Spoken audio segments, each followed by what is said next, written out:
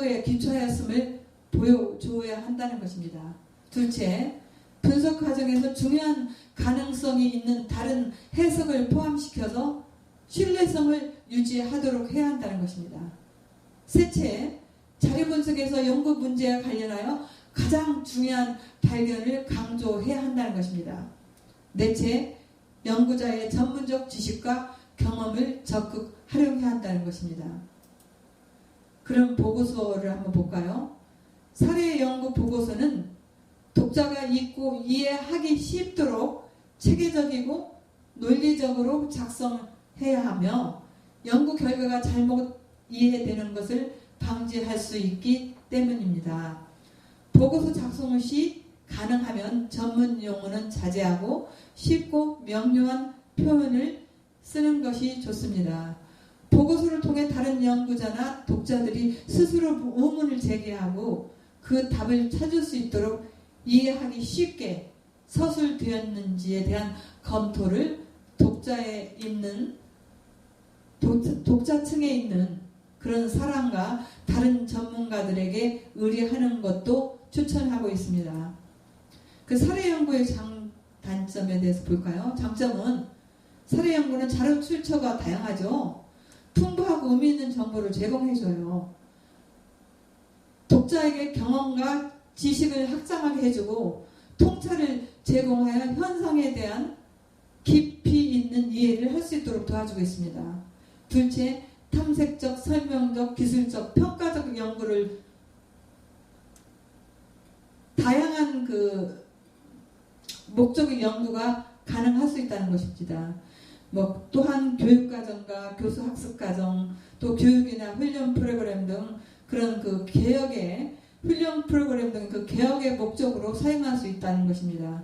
그리고 셋째는 현상과 맥락을 총체적으로 이해하도록 연구 대상을 둘러싼 생태학적 요인들에 대한 이해를 가능하게 해준다는 것입니다. 넷째, 양적 연구를 적용한 양적 자료와 함께 비교, 분석할 수도 있고 추상적인 연구와 구체적인 실제 사이의 간격을 메울 수 있도록 해준다는 것입니다.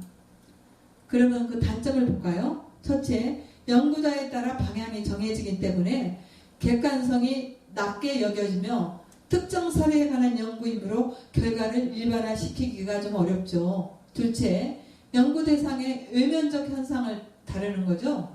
근본적인 문제 해결책이나 처방책을 제공하기 어렵다는 비판이 제기되기도 합니다. 셋째, 자료 수집에 치우쳐서 결과의 타당도와 신뢰도를 점검하는 것에 소홀해 줄 수도 있는 것입니다. 넷째, 자료 수집에 많은 시간과 수고와 경비가 들기 때문에 비경제적, 비능률적일 수 있다는 것입니다.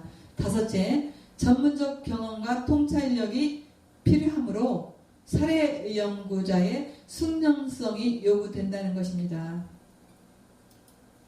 유의점을 한번 볼까요?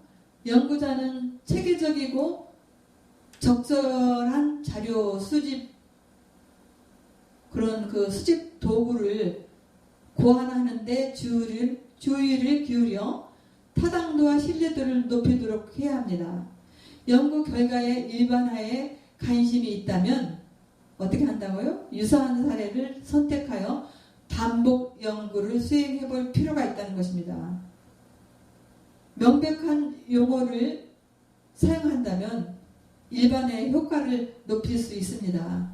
사례 연구에서도 윤리적인 문제에 유의해야 됩니다. 연구 대상자가 피관찰자의 입장에서 불안을 느낄 수 있잖아요. 그러므로 사전에 연구 대상자와 참여자들에게 연구의 목적과 방법 등을 알리고 동의를 받은 후 진행해야 합니다. 관찰이나 다른 사적인 자료를 수집하는 과정에서 개인의 사적인 부분을 침범하거나 정신적, 물질적 피해가 가지 않도록 최선의 노력을 해야 한다는 것입니다. 여러분,